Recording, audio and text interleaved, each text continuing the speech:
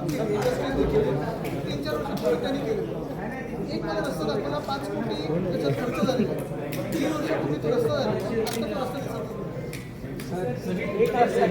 केलंय. तुमची जबाबदारी काय, तुम्ही कुठपर्यंत ती जबाबदारी पार पाडलेली आहे, ह्याचा फॉलोअप कोण घेणार? किंवा आता एखादी पाईपलाईन टाकायची, 2-3 वेगळ्या यंत्रणेचे रस्ते असतील तर तिन्ही यंत्रणेला एकत्र बसवा ना. कारण प्रशासकीय जी काही तुम्हाला पुढची पावलं टाकायची असतात त्याला तुम्हाला एक वेगळी आर्थिक घडी बसवायला लागते, तुम्हाला एक प्रशासकीय घडी बसवायला लागते. ती जेव्हा केव्हा या शासनाला वाटेल तेव्हा ठीक आहे. पण माझा आता प्रश्न हाच आहे की जे तुम्हाला डोळ्यात एखाद दिसतंय, रस्त्याचा असेल, फुटपाथचा प्रश्न असेल, कचऱ्याचा प्रश्न असेल, ह्या तुम्हाला यंत्रणा तुमच्या डोळ्यासमोर आहेत, बसवा त्यांना आणि विचारा कोण काय काम करतंय. हे अजून सोपं होईल. संपूर्ण रस्ते जे आहेत ते अतिक्रमण मुक्त केले होते. आता परत त्या ठिकाणी अनेक अतिक्रमण उभे राहिली. प्रशासनाची किंवा बघा, दादांचा आवाज हा एक वेगळा आवाज होता, तो पुण्यासाठी देखील फार महत्वाचा आवाज होता.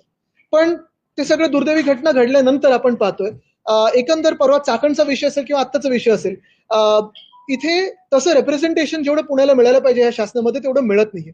दुर्दैवाने असं होतंय की जे काही राजकारण चालू आहे, मग हा पक्ष फोड, तो पक्ष फोड, ह्याला आपल्यात घे, त्याला आपल्यात घे, हे सगळं करत असताना मुख्यमंत्री असतील किंवा उपमुख्यमंत्री असतील, ह्यांचं लक्ष हे शासनाकडून फक्त घाणेरड्या राजकारणाकडे गेलेलं आहे. मी परत एकदा राजकारणावर बोलणार नाही, कारण मला वाटतं आज हिंजवडीसाठी मी इथे आलेलो आहे. आणि विरोधी पक्ष म्हणून असू किंवा जेव्हा सत्ताधारी पक्ष म्हणून असू, लोकांचं जे मत आहे ते ऐकणं गरजेचं आहे. आणि त्याही पुढे जाऊन जे तुम्हाला डोळ्यासमोर दिसतंय ती कामं जी व्हायला पाहिजेत तिथे व्हायलाच पाहिजेत. आता पीएमआरडी कडे स्वतःची जी काही पूर्ण ताकद आहे, मग त्याचं आर्थिक बळ असेल, त्याचं प्रशासकीय बळ असेल, वापरा ना. जिथे जिथे त्यांची संस्था तिथे वापरा. जिथे पीडब्ल्यूडी आहे, जिथे इतर काही तुमच्या संस्था असतील, त्यांना द्या आर्थिक बळ आणि त्यांच्याकडून ते कामं करून घ्या. पण आपण पाहतोय काही काही ठिकाणी टेंडरच झाली नाहीयेत, काही काही ठिकाणी आता मेट्रोचं साधं काम चालू आहे, त्याच्या खालचे तुम्हाला 1-2 मी पिलर दाखवले, ते रस्त्याचे पॉट्स दाखवले, किती धूळ बसली आहे. प्लास्टिक नाही निघालं तरी धूळ त्याच्यावर पूर्ण बसलेली आहे. काही काही ठिकाणी तो फुटपाथ तुटलेला आहे, बॅरिकेड्स इकडे तिकडे आहेत. रस्त्याच्या खालचा पण पाहतो तिथे, म्हणजे मेट्रोच्या स्टेशनच्या खालचा एवढा भयानक रस्ता आहे. कोण येणार ते पुढच्या तुम्ही काही वर्षांमध्ये, कुठच्या कंपन्या येणार इथे? मेट्रो दावा करत आहे की आमची मेट्रो बनून तयार आहे, मात्र सुरुवात होत नाहीये. का बरं दिरंगाई होत आहे? काय वेळ मिळत नाही का मतदार? बघा, आता अनेक ठिकाणी जसं आपल्याला आठवत असेल 2024 ला पण अटल सेतू हा बनून तयार होता. 3 की 4 महिने लावले पंतप्रधान महोदयांची वेळ घेण्यासाठी. दिव्यामधलं एक स्टेशन तसं चालू होईना, अजून काही गोष्टी होत्या. मला वाटतं आता हे उद्घाटनाची सगळी नाटकं बाजूला ठेवून मुहूर्त जेव्हा तुम्हाला मिळेल तेव्हा मुहूर्त काढा. पण आता लोकांसाठी तरी या मेट्रो आणि ह्या ज्या सुविधा त्या सुरू तर करा. मग येऊन फिता का पण नंतर जेव्हा वाटेल तेव्हा. मुख्यमंत्री आता दिल्लीत गेले होते, ते आता त्यांनी प्रतिक्रिया दिली. त्यांचं म्हणणं आहे की मी टेस्टिंग चालू आहे मेट्रोची, त्याच्या आधीच निमंत्रण द्यायला गेलो होतो. कदाचित पंतप्रधान येतील तेव्हा. आपला दौरा कळल्यानंतर ते निमंत्रण द्यायला गेले होते. पण टेस्टिंग चालू आहे किती महिने? मी ऐकलं 2-3 महिने टेस्टिंग चालू आहे. आणि काय 1 वर्ष ते म्हणतात. आणि ही खरं तर कुठच्याही एजन्सीची, कुठच्याही शासकीय एजन्सीची ट्रिक असते. जोपर्यंत एखाद्या मुख्यमंत्र्याची किंवा मंत्र्याची वेळ मिळत नाही तोपर्यंत रंगरंगोटी चालू ठेवा, टेस्टिंग चालू ठेवा, ब्रिज असेल तर लोड टेस्टिंग चालू ठेवा, लाईटचं कनेक्शन पूर्ण करू नका. म्हणजे दाखवायला मोकळे की बघा अजून तयार न झाले म्हणून मुख्यमंत्र्यांची वेळ मिळत नाही.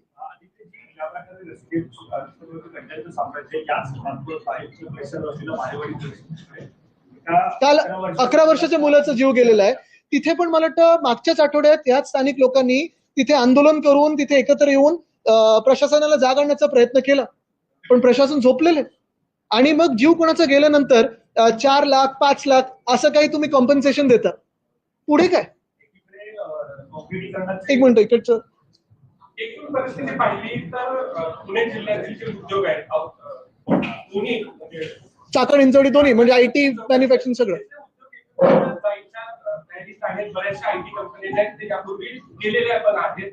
अशा वेळेमध्ये उद्योगधंदे आणण्याचा राज्य सरकारकडून मोठा दावा केला जातो, मात्र परिस्थिती वेगळी आहे. तुम्ही कसं पाहता?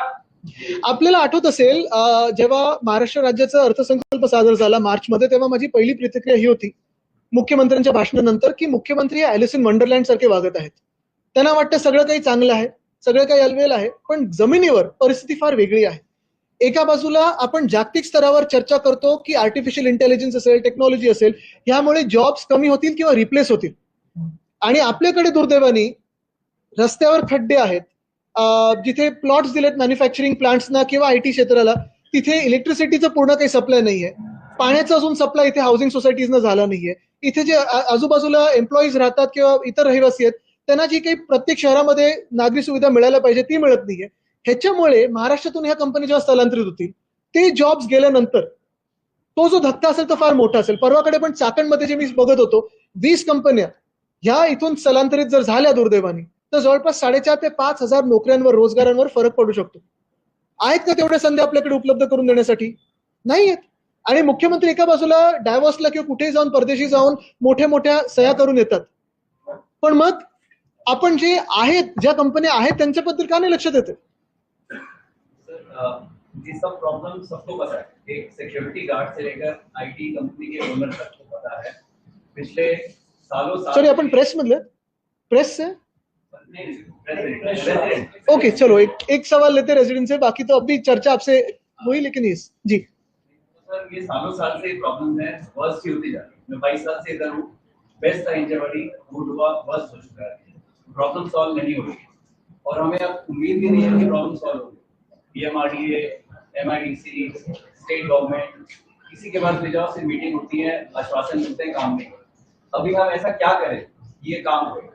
हमको 1 साल का टारगेट रखना अपना, 15 अगस्त 2027 तो रिवर्स प्लानिंग करके जो सारी ये प्रॉब्लम हम डिस्कस कर रहे हैं, we need to have a plan. बिल्कुल. 15 दिन का, 30 दिन का, 60 दिन का, 180 दिन का, 1 साल का, जो काम 2 साल 3 साल में होता है वो भी, बट एक्शन होना चाहिए. वो करने के लिए आप हमें क्या कर सकते हैं? मैं तो यही सपोर्ट दूंगा कि जो भी आप यहाँ, एक तो ऑफकोर्स मीटिंग्स होंगी या जो भी है वो तो आप करते रहेंगे स्टेट लेवल पे, लेकिन अगर कोई आंदोलन हो, कोई आंदोलन की पुकार हो, तो बिल्कुल पूरा साथ हम आपके साथ रहेंगे. और आपने देखा होगा, हमें तो अभी जेनजी से हिम्मत लेनी पड़ रही है, सारे हमारी जनरेशन को, लेकिन मुझे लगता है कि यही बात है कि जब तक कोई आंदोलन नहीं होता है, जब तक सरकार की आंखें नहीं खुलती है, तब तक ये सरकार हिलती नहीं है. अभी परसों जब मैं गया वहां चाकण में, और उसके साथ ही जो ऐसी मेरी एक मीटिंग हुई इंडस्ट्रियलिस्ट के साथ, उसी के बाद दूसरे दिन इंडस्ट्रीज मिनिस्टर को वहां जाके 5 घंटा बैठना पड़ा और सबको साथ लाने पड़ा. अभी उन्होंने 31 अगस्त की टाइमलाइन दी है, डेडलाइन दी है. 1 सितंबर को या फर्स्ट वीक ऑफ सितंबर में जाने वाला हूं वापस चाकण, और कितना काम हुआ देखने वाला. ऐसे ही यहाँ भी करना होगा. तो यहाँ भी 15 दिन या 20 दिन के बाद मैं वापस आता हूँ, और क्या कोई आपसे अप्रोच हुआ है, नहीं हुआ है शासन से, ये देखते हैं ना, तो एक आंदोलन पुकारना पड़ेगा हमें. मुंबई जाम करण्याचा इशारा चाललाय. मला वाटतं मी आपल्याला आज फक्त हिंजवडीवर ठेवीन, कारण आज हा विषय महत्वाचा आहे.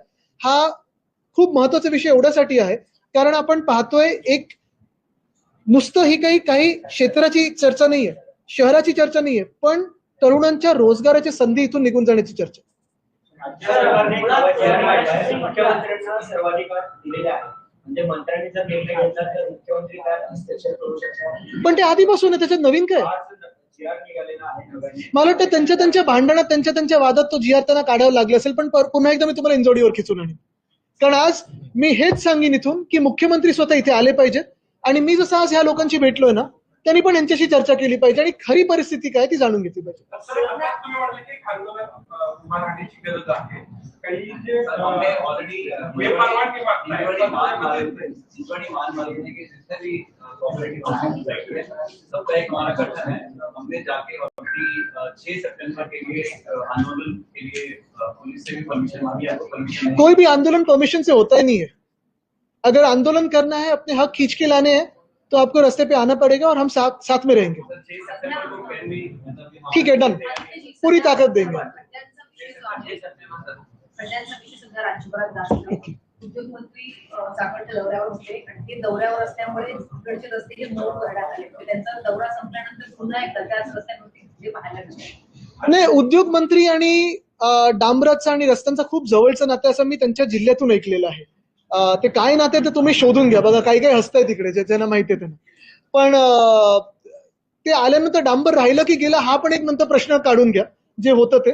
आणि दुसरं म्हणजे हे अशा एका व्हिजिटने होणार नाही. जसं मी सांगितलं ना, मुख्यमंत्री स्वतः त्याच्यात बसले पाहिजेत आणि मुख्यमंत्र्यांनी काही निर्णय दिले पाहिजेत, काही निकाल दिले पाहिजेत. जे काही आम्ही पाहतो, रिंग रोडचा एक विषय झाला, एक एलिव्हेटेडचा विषय झाला, पण हे सगळं 3 वर्षांतर 5 वर्षानंतरच्या गोष्टी, जसं 2047 साली विकसित भारत बनेल, करा तेव्हाचं. पण आत्ताचं काय, आत्ता तुम्ही काय करताय आणि ही परिस्थिती का अशी उद्भवली? गेल्या 5 वर्षांमध्ये तुमचं सरकार असताना तुम्ही काय केलं नेमकं, जेणेकरून 36,000 उद्योग बाहेर गेलेत, ह्याचं पण उत्तर पाहिजे. अजितदादा यांचं निधन या झाल्यानंतर मेट्रोच्या उद्घाटनासाठी मुख्यमंत्र्यांनी आता पंतप्रधानांची भेट घेतली. त्यांनी सांगितलं की पंतप्रधान येतात उद्घाटनासाठी. पण इतक्यात उदाहरण परिस्थिती पाहिली तर तुम्ही पंतप्रधानांना आव्हान करणार किंवा इथं लक्ष दिलं उद्घाटन करणार, पण तारीख कधी सांगणार? त्यांनी जे ट्विट केलं आता सांगितलं की बाबा पंतप्रधान येत आहेत. हो, कारण तुमचं लाईव्ह रिपोर्टिंग त्यांनी बघितलं म्हणून त्यांना ट्विट करायला लागलं. पण खरोखर मुख्यमंत्री आणि प्रधानमंत्र्यांमध्ये चर्चा जी झाली ती फक्त आणि फक्त राजकीय झाली. कारण त्यांच्या एका उपमुख्यमंत्र्याला त्यांची जागा घ्यायची आणि यांना वरती जायचं नाही. परिस्थिती ज्या आहेत त्या तुम्ही लक्ष घाला ते आव्हान करणार आहे. मी नक्कीच एक तर सांगेन बघा काय आहे की आपल्या राज्याचे विषय खरं तर आपल्या राज्याच्या पातळीवर ठेवले पाहिजेत.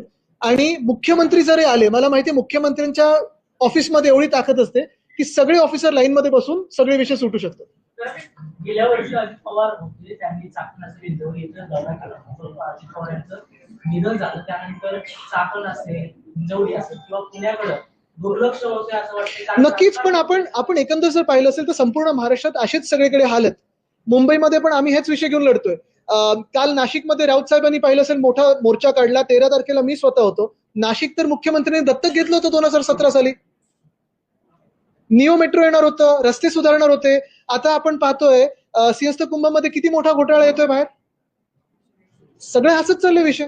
वॉटर पार्क झालं अशा बातम्या चालल्या होत्या. मोठ्या प्रमाणात सोशल मीडियावर ट्रोल पण होते. या ठिकाणी मोठ्या प्रमाणात घोडे नाले बुजवण्यात आले. ड्रेनेजची व्यवस्था चांगली नाही आहे. तर अजूनही म्हणजे वॉटर पार्क होतच आहे. पण मी तुम्हाला अजून एक सांगतो, जो विषय मी गेले 3 वर्ष सातत्याने लावून धरला, मंत्री असताना देखील याच्यात लक्ष घातलं होतं, ते म्हणजे मुळ्या मोठ्यामध्ये जे रिव्हरफ्रंट डेव्हलपमेंट होतंय ते खरं रिव्हरफ्रंट डिस्ट्रक्शन आहे. तो जाऊन तिथे प्लॅन तुम्ही स्वतः पाहून या. दोन्ही बाजूनी 50-50 मीटर, काही काही ठिकाणी 70 मीटर पर्यंत राडा टाकलाय. आणि कुठचंही जागतिक पातळीवर तुम्ही नदीचा अभ्यास केला तर जगात सगळ्या नद्या ह्याचं रुंदीकरण होतं, खोलीकरण होतं. आपल्याकडे हे मुळा मोठा प्रवाहपूर्ण साबरमतीचं वेगळं असून देखील ह्याचं अरुंदीकरण होतं आणि खोली जी आहे ती कमी करतात.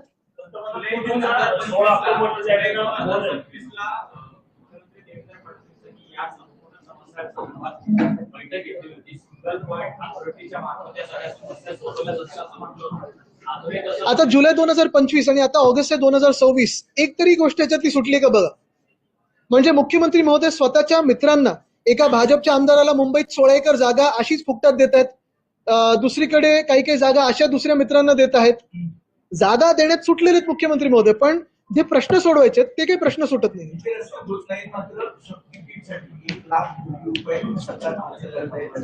ते आहे पुण्यात तो काय हाय रॅपिड मास तो ट्रान्सपोर्टचा आहे, तिकडचा रिंग रोड आहे. असे अनेक विषय जे गरजेचे नाही आहेत. ठाण्यात देखील तसंच चाललंय.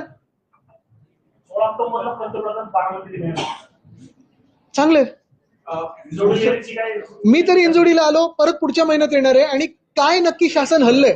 6 तारखेला तर त्यांनी आंदोलन सांगितलं. 6 तारखेच्या आंदोलनाला आमचा पाठिंबा आहे.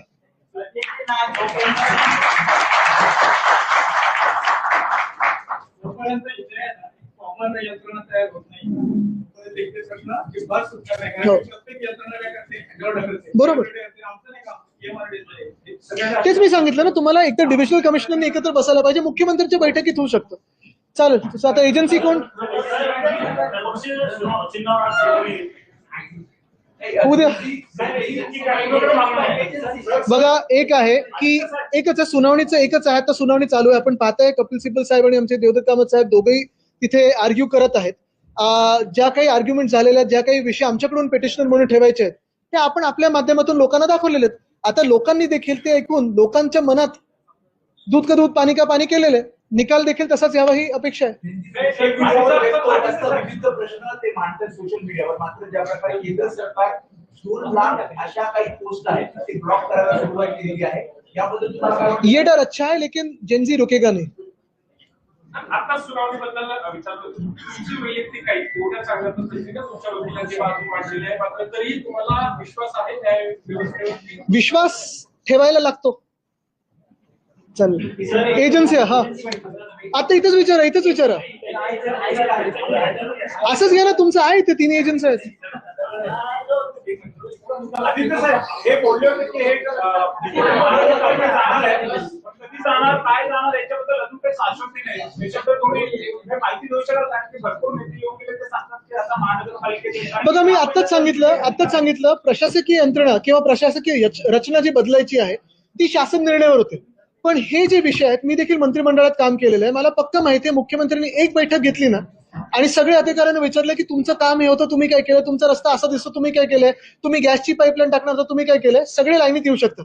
पण मुख्यमंत्र्यांचा तो इंटेंट पाहिजे. Sir, today you have visited here in Injori and also you have inspected metro stations and take a meeting with IT forum of the what will do. Today I visited Hinjawadi. It is a big IT sector here. You can see the IT sector, people suffering because of traffic and the lack of infrastructure. There is an absolute collapse of infrastructure here. Just like Chakhand, where you have 20 industries moving out, the fear is if this doesn't improve, big companies from here will move out too.